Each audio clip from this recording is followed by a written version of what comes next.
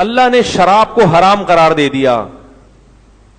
پوری دنیا میں کتنے بڑے بڑے ذہین لوگ ہیں, چائنا میں, رشیا میں, امریکہ میں, ان کی اسمبلی میں جو قانون سازی کرنے والے لوگ دنیا کے ذہین ترین دماغ ہیں, لیکن شراب جیسی گندی چیز پہ پابندی نہیں لگا سکتے. ہمارے ایک دوست امریکہ سے آئے, بہت ایجوکیٹڈ ہیں, وہاں کی یونیورسٹی میں پڑھے ہیں, زندگی ان کی امریکہ میں گزری. وہ ایک دن کہہ رہے تھے کہ یہ جو شراب فلموں میں دیکھی جاتی ہے نا, یہ وہ نہیں ہے جو حقیقت میں پی جاتی ہے. فلموں میں جو شرابیوں کا, انگریزی فلموں میں جو تصور دکھایا جاتا ہے نا, وہ تو اس کو دیکھ کے لگتا ہے نوجوانوں کا دل چاہتا ہے کہ ہم بھی پئیں, نہیں ایسا شو کیا جاتا ہے. کہہ رہے حقیقت میں جو شراب پینے والے لوگ ہیں ان کا جا کے حشر دیکھو تو آپ کانوں کو ہاتھ لگاؤ گے کہ اللہ مجھے شرابی نہ بنائے.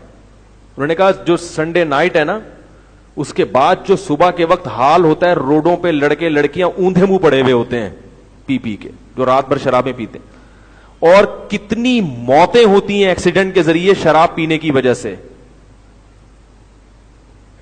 پی لی تھی کہ زیادہ چڑھا لی, 25-30 آدمیوں کو ایک ہی وقت میں پھینک دیا. لیکن ان کے میڈیا میں ایک اچھی چیز کیا ہے کہ وہ اپنا نیگیٹو پہلو دنیا کے سامنے نہیں دکھاتے, ورنہ ان کے ہاں جو شراب کی وجہ سے حادثات ہو رہے ہیں.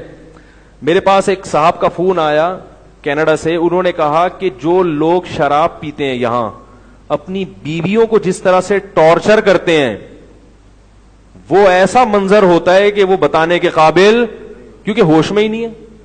اتنا مارتے ہیں, لہو لہان کر دیتے ہیں اس کو مار مار کے, ہوش میں ہی نہیں ہے. بعد میں ہوش آتا ہے تو پتا چلتا ہے ہم نے کیا کیا.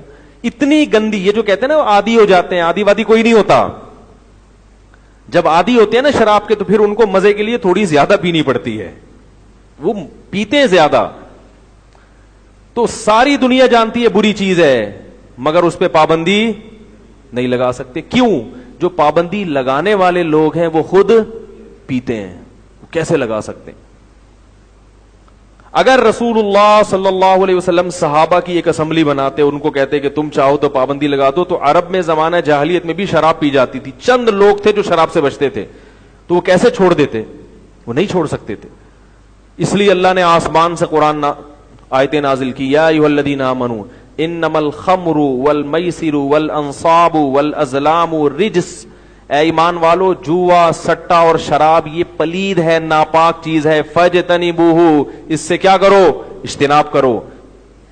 بعض صحابہ کو خیال ہوا کہ شراب میں تو بڑے فائدے بھی ہیں, کیونکہ ہم بعض دفعہ دلائل جو ہے نا اچھے اچھے لیبل لگا کے کسی گندی چیز کو حلال کر لیتے ہیں. یہ بھی انسان میں ایک فالٹ ہے. اصل میں دل چاہ رہا ہوتا ہے پینے کا, تو اب ضمیر ملامت کر رہا ہے تو اس پہ تھوڑا سا ایک لیبل اچھا لگا کے کہ بھائی اس سے آدمی تھوڑی دیر کے لیے ریلیکس ہو جاتا ہے, اور ریلیکس ہونا اچھی بات ہے. کیسے سمجھائیں بھائی؟ دیکھو ریلیکس تو ہوتا ہے نا. اب ایک آدمی ٹینشن میں, اب میں نے ایک شرابی کو کہا یار چھوڑ دو, اس نے کہا دیکھیں ایکچولی اتنی ٹینشنیں ہیں دنیا میں آج کل, بے روزگاری, لوڈ شیڈنگ, مہنگائی, اور سیٹنگیں بھی ناکام ہوتی ہیں بہت زیادہ ہے بھائی, سارا بیلنس آیا ہو گیا ٹھیک ہے, تو اتنی ٹینشن میں خودکشی سے بہتر نہیں ہے کہ تھوڑی سی پی لے. پیے گا تو کیا ہوگا؟ تھوڑا سا ذہنی سکون ملے گا. تو عین ممکن تھا کہ کوئی بھی شخص اٹھتا اور یہ افلاطونیاں اور بقراتیاں دکھا کے گندی چیز کو کیا کر لیتا؟ حلال. تو صحابہ کو بھی یہ اشکال ہوا کہ شراب میں طاقت بھی ہے, وقتی طور پہ بڑی طاقت آتی ہے اس سے, شراب پینے سے, اور ذہن بھی سکون میں آ جاتا ہے.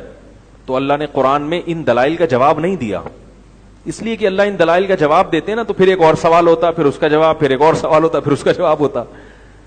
تو اللہ نے کیا فرمایا؟ اثمہما اکبر من نفعہما, فرمایا اس کا جو گناہ ہے نا وہ اس کے فائدوں سے زیادہ ہے. بس گناہ کیا ہے؟ کس میں اللہ کی نافرمانی ہے. اب سارے فائدے ایک طرف, اور جس رب نے پیدا کیا اس کو ناراض کرنا ایک طرف. بس وہ ناراض ہو رہے ہیں تو اب کیا فائدے کیا نقصان.